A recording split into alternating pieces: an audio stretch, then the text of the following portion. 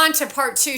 In the last video, I brought up Lizzie and Monovan on purpose. So that ugly whore from the New York Post, who's not a journalist, she's just a fucking whore, a gossip queen, and looking to be handed information versus doing for... Let me just tell you what we're learning from this fucking nasty whore. You're learning that these journalists are not out to find the story. They're out to fuel their clit. Imagine a vagina, and then imagine this bitch's face in the vagina, and that's what you're looking at, and it's drooping, dripping herpes blisters, as well as pus and scum. For things to change every day, it's over. Nothing will change with these journalists in office. Meaning, you go to your work, it's an office, so nothing will change in the world except for more destruction with bitches like this at the New York Post. And that's what the New York Post brings to the table. I couldn't implore all of you more to go look at what's going on TikTok Shop. And now he's going to bring up communism. There are people. I was in this room, actually.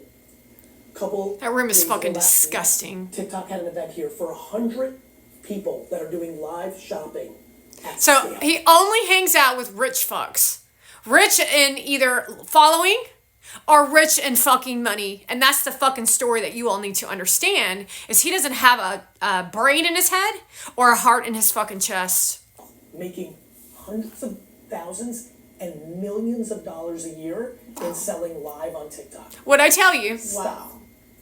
Hundreds in here. They knew everything. As a matter of fact, I was yelling right up there to all of them, like, please understand you're in your moment. You have to go hard right now. Because the math. So he gave them advice on how to make more money off of you as audience while he barricades and blocks you from being successful.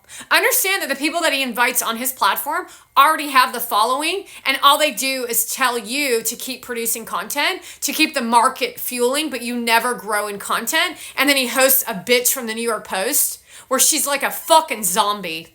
Oh, yeah? And in 3 years, everyone's going to know, and you're going to be sad that you didn't go hard right now.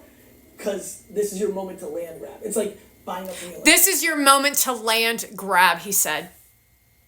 So he's telling you, as his millionaire followers, is to go steal the land from the people that made the land. While you then tell us to get the fuck off our own land. While the law and order works against us and it works for you because you pay lobbyists to get what you want because you have all the fucking money, while you then say that we live in a free country and that politics don't matter.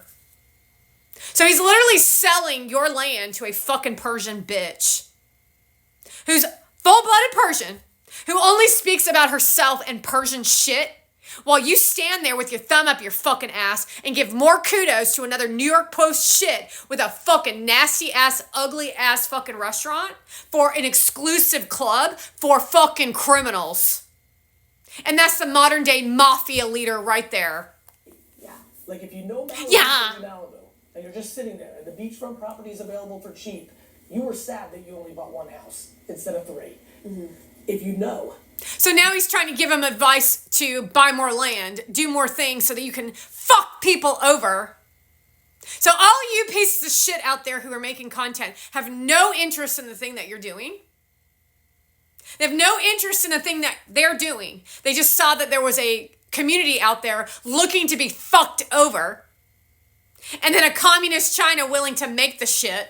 And then they jack up the price called inflation. You might want to consider TikTok Shop as why we had the stock market crash and eggs are what, $12? You need to go all in. So they knew. They're already doing it.